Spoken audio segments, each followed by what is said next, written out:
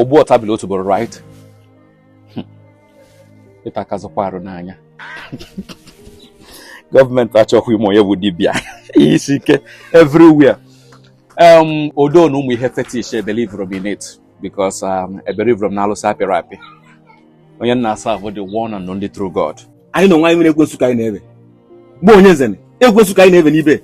Iko kwadro ma na mariri. Nkwesị ime onye mbọ mụ that the Radical Intervention Ministry. The only onye mmụ eme nrọ miracle. Ma ndị pastor mego miracle na-ejele ọsọm na-atụ m ego maka na nka ha wee members. Ewatago. So quick one ka quickie. Ihe nji wee bịa ebe a today bụ ka mmalụ ife na-abụ nwe ike isi connectere m. Ọ bụ nọ nke a na-ete ete, ọ bụrụ nke a na-ene eno. N'onye batara na my ministry immediately. Na afụ problem ya. Na agwala anyị ozugbo.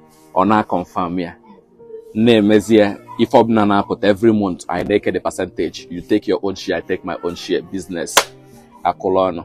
Adịm very good na business. Ega adị esel mụ na mmadụ ka ụmụ kele peti azama na anụ na-akwụ yari online now. Adịm truthful. Ijukwu ese ma ama m ọfụma. Ịghọtago?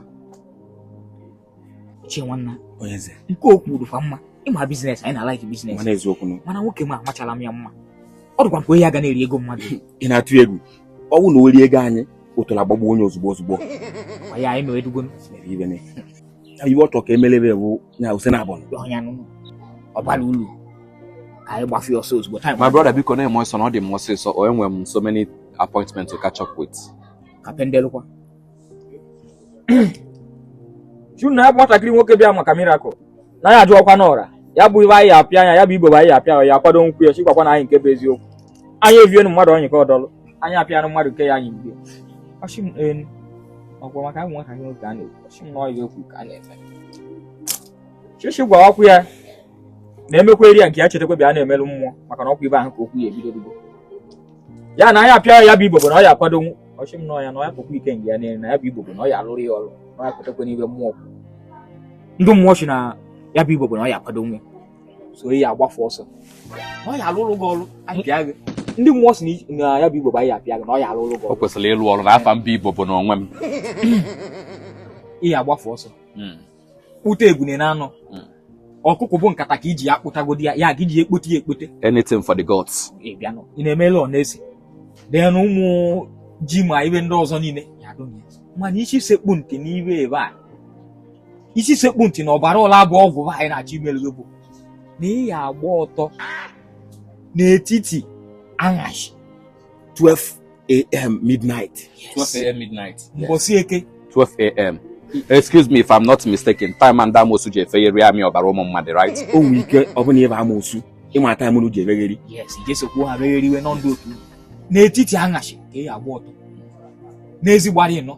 Ọ ya ya aka mma na obodo ezigbo anyị. Obodo ezi ya aka mma. Obodo ezi ya aka mma. 12 a.m. midnight. Iwu alụ na-ewu. Idele chigishi weke gị. Nwoke agụ nakwa gị. Nwaanyị agụ nakwa gị. Ndị mmụọ agụ nakwa gị.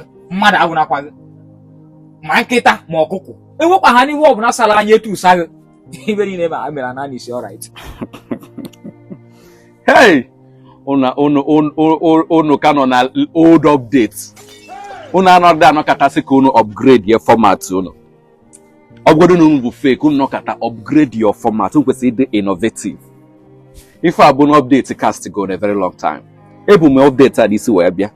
Nsikwu ka try ya, ma still una fall into the trap. Ịmachala update enwe webe ebe a. A whole man of God dị ka m. Mpụta m jee n'obodo eze, mgbala ọtọ, warụ, mmadụ afọ na mmụọ afọrọ m. Ịkwa kun mention m ebe m na-eje, kunu na ọzọ ebe a chelu m.